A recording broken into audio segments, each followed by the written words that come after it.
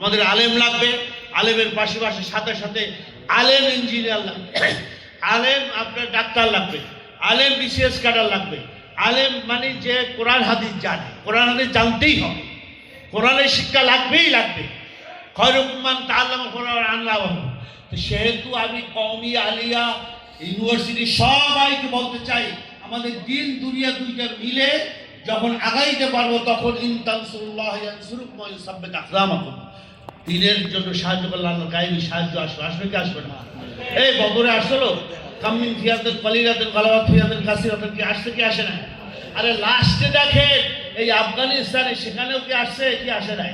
20 বছর ওরা সব ক্ষমতা আমেরিকা ব্যবহার করিয়া তারপর একেবারে সব কিছু ঘুরে গেছে, চলে গেছে, কি যায় না? সাহায্য কার? আল্লাহ সাহায্য করে নাই, গায়েবী সাহায্য করে নাই। তা আমরা যদি আল্লাহকে ডাকি এবং চেষ্টা করি, দিনের বেলা যদি আমরা অন্যায়ের বিরুদ্ধে প্রতিবাদ করি আর রাত্রে যদি সেটা দিয়ে কান্দি, আল্লাহর দরবারে আমাদের কথা যাবে কি যাবে না? 92 বছর মুসলমান দেশে ছাত্রদেরকে এখন থেকে দুর্গ করে তুলতে হবে।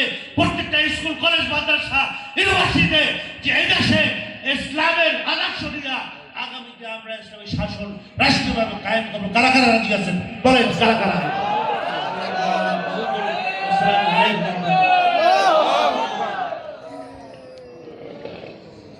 ইসলামী ছাত্র